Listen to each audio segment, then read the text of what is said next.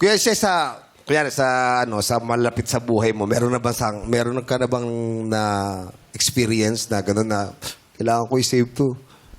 Actually po, hindi ko naman totally, hindi ako yung naka-duty nun. Yung airpot ko kasi namatay siya, which is accident din.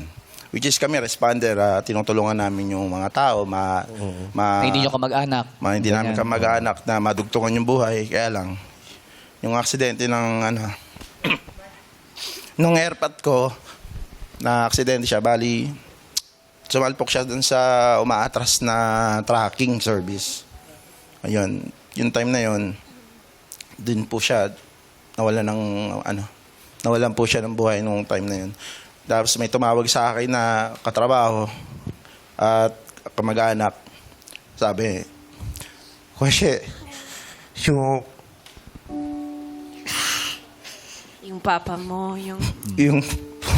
Thank you po. Sorry po. Okay lang yan, Chef.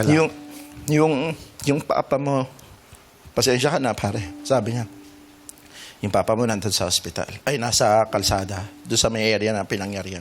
Ngayon po, bangon ako. Then, siyempre, papasok po ako ng 6 a.m. 6 a.m. ng palitan po kasi namin. 3:00 ng madaling araw. Kinatok ako. Tumakbo po ako doon ng super bilis. Wala ng safety gear. Motor. Dala-dala ko. Pagdating ko doon, automatic. Kita ko yung airpot ko. Nakahandusay. Walang buhay.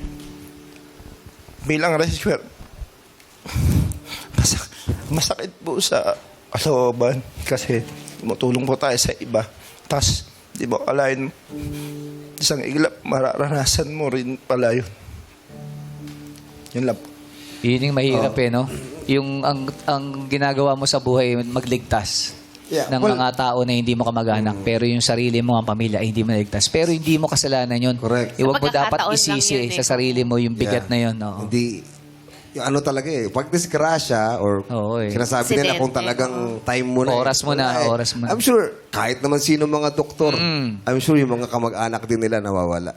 Umaalis, hindi nila magamot. Dahil pag oras na talaga at hindi na magagamot, wala talaga magagawa Pero, hindi ba yun naka-apekto sa trabaho mo na parang, Naku po, sobrang apekto po. Bali, 2 months po akong hindi pumasok. Nag-alala sa akin yung admin namin. Si Sir Dave, tinawagan ako. Sabi niya, pumasok ka na. Sabi ng hepe namin sa DRRM, dito ka muna sa akin para mawala yung nararamdaman mo. Naman, kumbaga po, sa kanya muna po ako mag-i-stay ang ilang buwan. Kumbaga po, nakatulong naman po sa akin kasi hindi ko pa kaya na responde Sa field, Kasi naaalala niya. Naaalala ko po kasi lagi. Bali, yun po, time seal naman po. Until kagahapon po, kumbaga yun na po yung first day ko na sa operation ulit. Nakatulong ulit po ako sa kapwa natin. Wow. Mga siyam na response kami kagabi. Isang araw. Salamat, Che. Sa Dahil buong- sa Natatagal nangyari talaga sa'yo, niya yung loob hindi ka niya, sumuko. yeah.